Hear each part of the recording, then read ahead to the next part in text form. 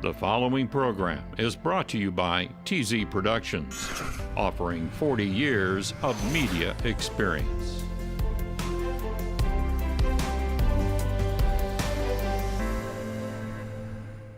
Brought to you by Central Security Group, your experts in home automation, security, and peace of mind. View video on your smartphone and control your home's lights, locks, heating, cooling, and more. Security app compatible with Apple Watch and Amazon Echo. It's time for Positively Kansas. Coming up. Our audience is bigger than it ever was in the heyday of newspapers.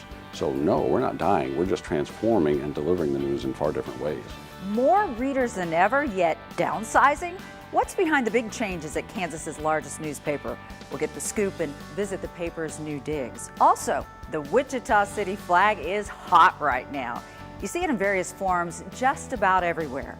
Meet a local artist who's helping to stoke the popularity of this 80-year-old icon. Plus, what I was doing was really rare. I haven't come across anybody else that has a body work like I've got. It just wasn't happening. A Kansas soldier who captured the 1990s Gulf War in a way that's seldom been seen on film. Find out how he pulled it off and why he published a book about the experience. And there are no secrets with this man in the room. Prepare to be amazed and find out why Kurtis the Mentalist is using his powers to help Kansas veterans. I'm Sierra Scott. Those stories are coming your way. Positively Kansas starts right now.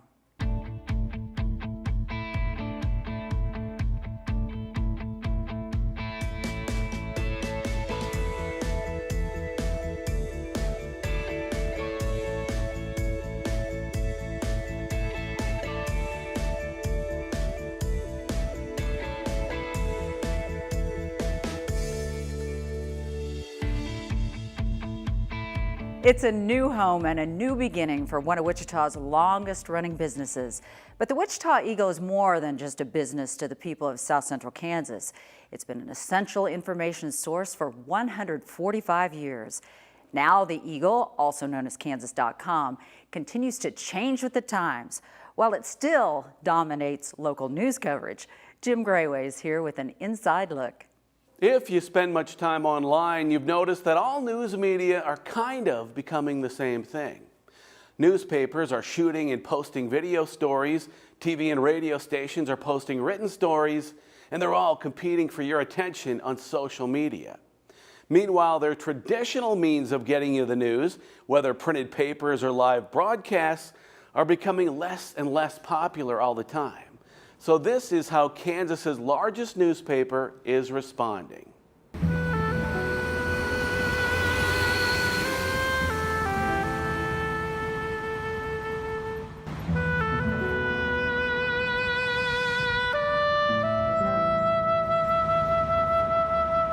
Certainly there was some sadness, if you will, about leaving that building and the memories there and all the good stuff that was done there. I've sat down in that building 20 years ago when I was in my 20s. And I've sat there ever since. And so we all have kind of an emotional attachment to that building. 735 employees once worked here, cranking out 500,000 or so newspapers every week. But times change, and so buildings and businesses must change as technology and trends evolve. The Wichita Eagle recently relocated from its behemoth 180,000 square foot building on Douglas to this fresh, modern space in Old Town that's about 1/8 of the size. Our paper is now printed in Kansas City, and many papers are doing that across the country. As the revenues related to print have declined, they've found ways to find efficiencies, and we've done that. But as we've done that, obviously we've needed less space. But while the paper isn't printed in Wichita anymore, the news is still covered and reported locally as aggressively as ever. Newspapers and TV now compete head-to-head all day long for the same viewers online. There's no waiting to report a story until the next morning. It has to get out immediately and be shared with the world. We're a news organization that's really on deadline 24/7, if you will, with the internet, social media platforms. And if analytics are any indication, the Eagle is doing online news better than anyone else in Kansas. As print readership has declined, the number of people reading the online stories at Kansas.com has skyrocketed to 13 million page views a month. So the Eagle actually has a larger audience now than it has ever had. The 2 floors of the building the Eagle now occupies are configured specifically to meet the needs of a multi-platform digital news operation. We were able to build this out to suit what we're doing now, whereas in our old building, things were kind of cobbled together, lines were added here or there, or they even weren't available in certain places. So here we were able to plan down to the specific drop of where's a computer going to be, where do we need internet access, where do we need a television monitor, and does that need to monitor a TV station, does it need to monitor a website? There's also a video production studio.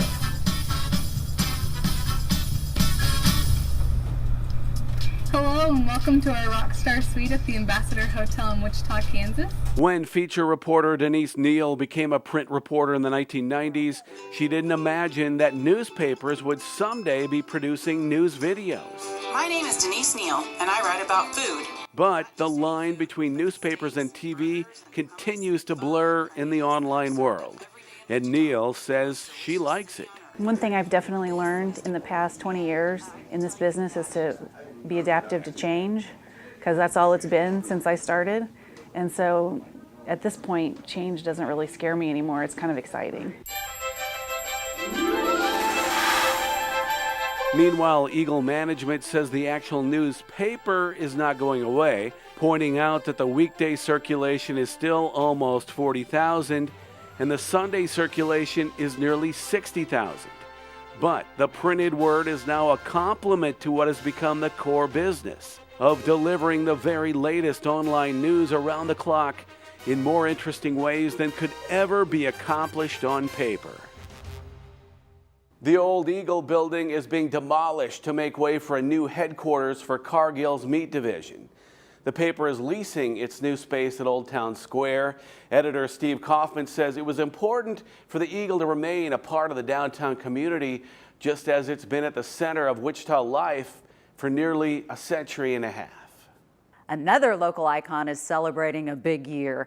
It's the 80th anniversary of the Wichita City flag. And the flag is popping up everywhere, due in part to artist Johnny Freedom. His specialty is painting murals of the Wichita flag on buildings, and he's been busy. Here are just a couple of his recent works. Freedom's latest project is a mural facing the patio at Piatto Neapolitan Pizzeria on Douglas. He says each mural takes about 30 hours from planning to completion. And while it does earn him some extra cash, Freedom says that more than anything, it's a labor of love. The Wichita Pride thing is just a matter of, getting behind some cool things, the flag, the keeper, all the cool local businesses that are popping up. And so the Wichita flag and, some of the symbols in Wichita aren't necessarily what make Wichita cool. They've just kind of been, the stimulation in getting things going. Until the last few years, a lot of people who grew up in Wichita didn't even realize the city had a flag. Well, next week we'll tell you the story of the flag and the story of the artist who originally designed it. He was an interesting guy. We'll take a look at what the design means and why it's so hip right now to have Wichita's own version of the red, white, and blue. The man in this next story fought for the American flag and everything it represents. And along the way, he chronicled what happened and captured the human side of a war that's seldom talked about these days and was seldom ever seen in this way. Here's Jim again with that. That brief, dramatic war of the early 90s when the U.S. ousted Iraq from Kuwait was portrayed one way by the government and the news media, but here's how it looked to a man who was right in the thick of the battle. These are the first pictures on the ground, 130 degrees. Different friends of mine, Ralph, me. Best machine gunner I ever met. It's a selfie. Jason Auld has the faces and scenes of the Persian Gulf War burned into his memory. But he also has them captured on film in the kind of photos you won't see anywhere else. Was I supposed to be shooting? Not really. Was it absolutely forbidden? Not really either. Auld is a McPherson native and served as a paratrooper doing military intelligence for the Army's 82nd Airborne Division. We were the very first Allied ground unit in theater. Deployed to the Persian Gulf in 1990, Auld was loaded down with equipment. Large rucksacks with antennas strapped on the back, camouflage netting, night vision goggles, radios, batteries. Typical load was well over 120 pounds, and not counting rifle and helmet. So then on top of that, I carried, it was actually these two exact cameras, plus 3 lenses, plus a camera bag, plus a light meter, plus, let's say, 7 to 20 rolls of film at any given time. His official mission was to intercept enemy radio transmissions. But along the way, he was taking pictures of the war, its people and places, like nobody else could. What I was doing was really rare. I haven't come across anybody else that has a body of work like I've got. It just wasn't happening. I don't know of any journalist that had the same kind of access to a unit that I had. Auld recently published a book of his Desert Storm pictures. Guy and his machine gun. That's one of my favorite photos because it's very unlike what people think of Desert Storm. The book offers the rest of us a new look at that war a quarter century ago, and forces Auld to go back and face some of the demons that have plagued him ever since. When we got back from Saudi, I didn't know it at the time, but I was experiencing PTSD. So I started drinking pretty much as soon as we got back. And that's how I dealt with it. This was a long time ago. PTSD didn't exist in the consciousness of the American military. It was either guys who could handle war or guys who could not handle war. And that's how it was. And you wanted to be in the pile of guys who could handle war. After the war, Auld says he developed the photos, but at the same time was trying to forget about what he'd just been through. Until like 3 years ago, they just sat in a box. I didn't do anything with them. As soon as I got home from the war, I started drinking, and I did not stop for 16 years. But then Auld and the guys he went to war with started reconnecting. My platoon guys that had experienced the same things I had, we kind of trickled on to Facebook. So we really started sharing and connecting and reconnecting, and, you know, as like some sort of synergy hit, I went back and grabbed the photographs out of the box and scanned them with a cheap flatbed scanner and put them up on Facebook and said, "Hey guys, you remember this?" And they were like blown away because they hadn't seen these photographs ever. You know, I put up a couple of photographs that way, and somebody said, "Hey, this needs to be a book." And I'd had that idea in my head since I joined the Army. This photo depicts the grim reality of war when a platoon member was killed. This happened like, you know, very, very close to where I was at. So the whole tone of the war changed then, you know, from just us slamming the enemy to now our guys were dying. And that was a pivotal moment for me. And there's this image that Auld says haunted him for a long time. We came across a group of Iraqis surrendered on the ground. I watched them and I was like, they're dead. And I shot some photographs of these guys, and I felt really, really, there was some sort of line in my head that I didn't even know that I'd stepped across. So when I shot those photographs, I was like, that's it, I'm done. I'm not shooting those photographs anymore. Auld says he shifted his focus to capturing candid shots of his comrades that still have an impact 25 years later. Like this photograph here. Dunning, guy climbs the mountains. He's doing well in his life. Married, lives in Europe. And I remember the day I posted that photograph to Facebook for the first time. Donnie messaged me back. And he thanked me, and he said, for the first time in as long as he can remember, his kids think he's cool. And his wife kind of understands. And without those photographs, that doesn't happen. Now he's taking pictures once again, shifting his focus to the realities of life after war. This gentleman I met at the PTSD event over the weekend, he's got 3 Bronze Stars, a Silver Star, 3 Purple Hearts, and a Legion of Merit, and survived the Tet Offensive I mean, it's an incredible portrait of survival. It's a look into the world of the American soldier through the lens of someone who lived it and continues to live it. This is a life of battles that don't end when the fighting does. And Jason Auld hopes his photos tell the story in ways that mere words never can. Auld also takes photos of everyday Kansas life and beautiful landscape scenes. You can see more of his work by clicking on the link on the Positively Kansas page at kpts.org. Also, if you have any story ideas for us, please send me an email at positivelykansas@kpts.org. Now back to Sierra.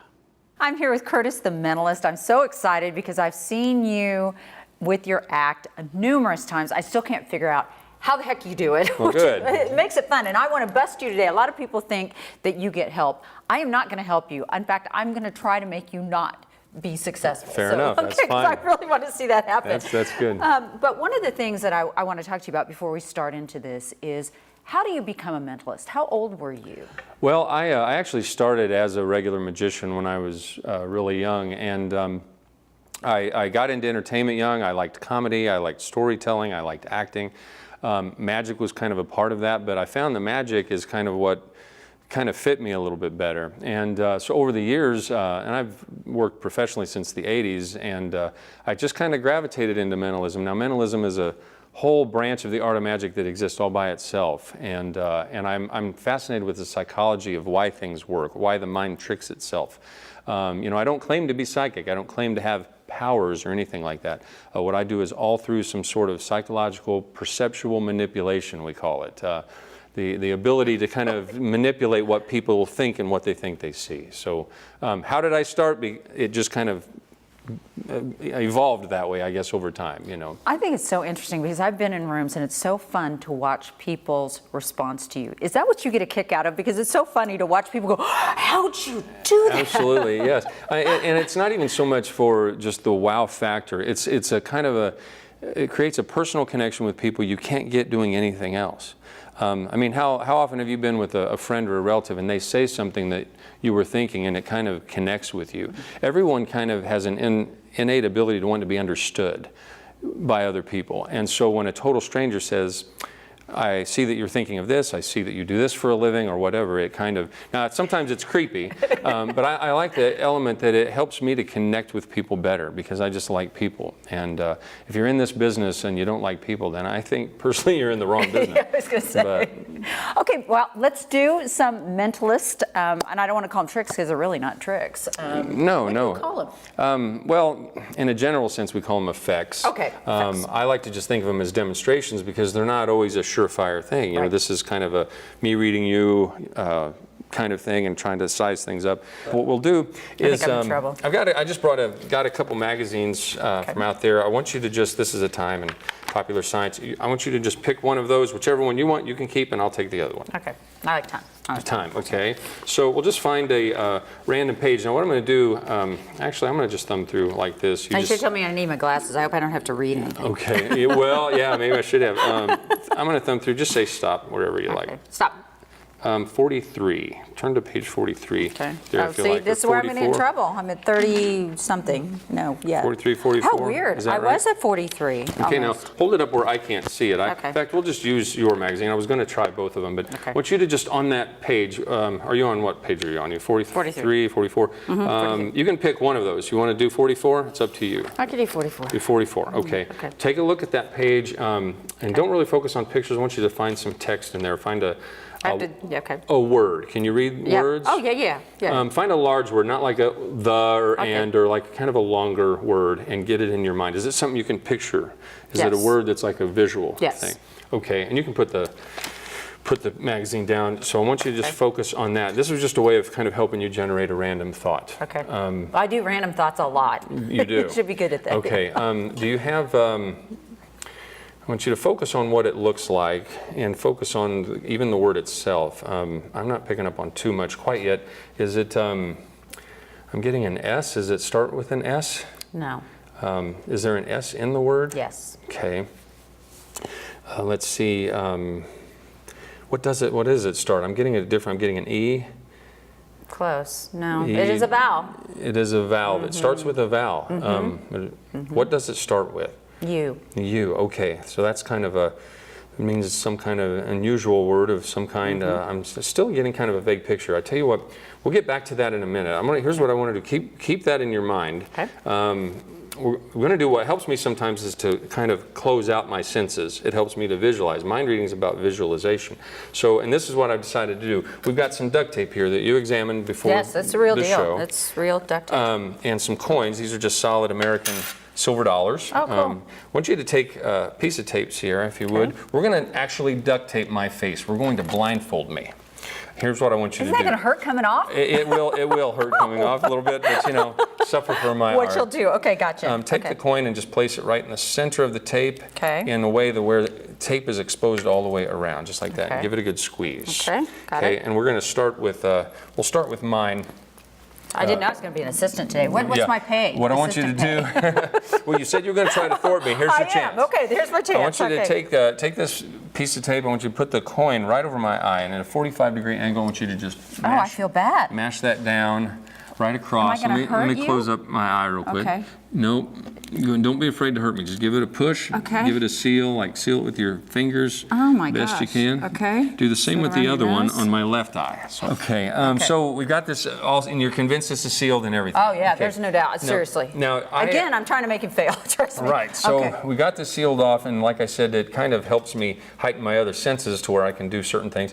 I asked you before we started this to gather a bunch of random objects, I did, correct? and I found some really bizarre. Remember, you're in a TV station, so objects here are bizarre. Okay, can we clear the table a little bit? I feel Yes. our stuff's still here. Just kind of Yes. move Okay. this around. What I want you to do is grab one of the objects, Okay. and I'm going to just. And I did not show him. Trust me. And they are bizarre. I just told her to. They're bizarre. Put some objects in a box. I Okay. didn't want to see them. I want the more bizarre and random, the better. Not like a stapler or something. No, I did not. So they went to the studio, grabbed a bunch of random objects, and what this is a demonstration, as I was telling you before, or effect of what psychics call second sight, and that's the ability to use other people's vision, tap into their brain to see things. So You might be in trouble because my brain isn't. Your brain isn't working. I was going to say. I want you to Okay. take the object and just kind of stick it between my hands. Okay. And I'm not going to try to touch it. I need to wave my hands around. So are you holding it there? Yep. Do you have something? I am. Yep. Okay, I'm going to keep over this way and into the object. Wow, you're right. You didn't just get something. This is kind of a large object, I think.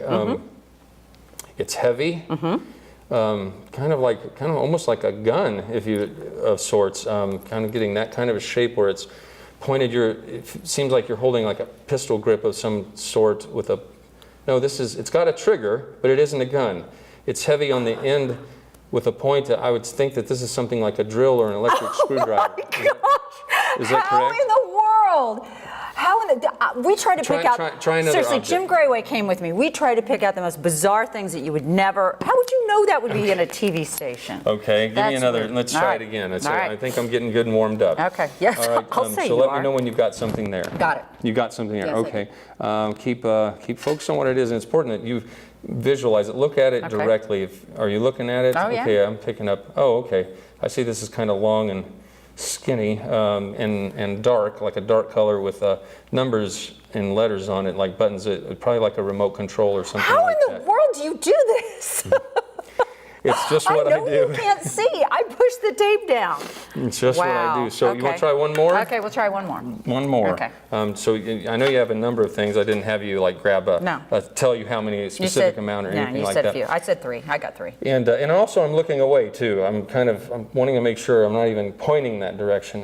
Let me know when you've got something. I've got it. You got it. Okay. Got it. I'm getting this is something kind of smaller.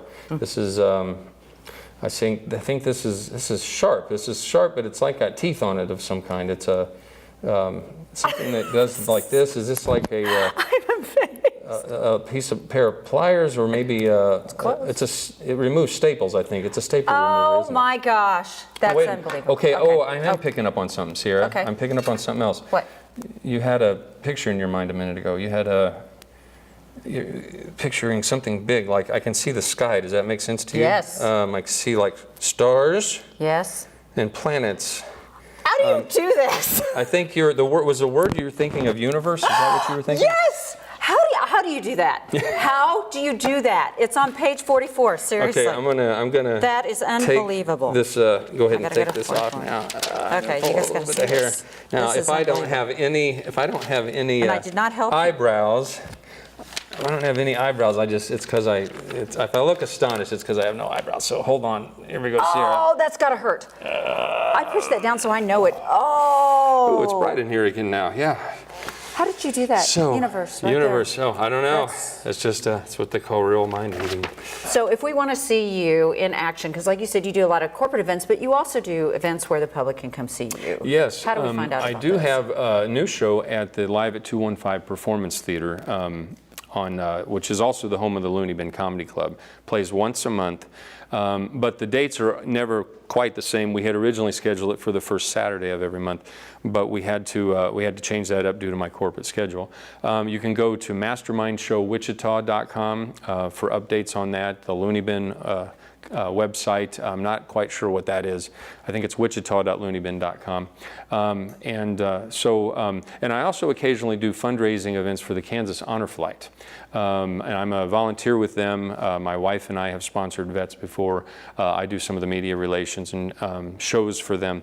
And so occasionally, if you go look at the kansashonorflight.org, which you know is about veterans that take veterans on the honor flights back to the memorials in Washington, D.C. I'm an active part of that group because I love doing things for charity fundraisers where the entertainment's more than just entertaining. It's for a cause where people come together and try to promote and help it. And I enjoy those type of things the most. I appreciate all you do. Thank you for taking your time Thank to you. be here. I've seen you many times. My hair Yes, I'm so sorry. I tried not to do that. That's all right. Anyway, if you want to look up Kurtis the Mentalist, you can go to our website, kpts.org, and we'll have a link for you. Thanks so much. Thanks for having me. Well, you don't have to be a mind reader to know we're working on more interesting stories for next week, including this one. I think he would be thrilled that his legacy is carried on in this flag today. This Wichita artist died almost 50 years ago, but his work has probably never been more famous than now. Find out how Cecil McAllister ever came to designing the Wichita flag and why his best-known work is suddenly so popular. Also, retail's changing so fast as the internet gets more active, and you just have to keep thinking of what's next. Food trucks are all the rage these days, but what about fashion trucks? Well, there's at least one making the rounds across South Central Kansas. We'll find out why this unique approach to selling women's clothing could be the next new trend. I'm Sierra Scott. We'll have those stories and many more on the next Positively Kansas. We'll see you then. Thanks for watching.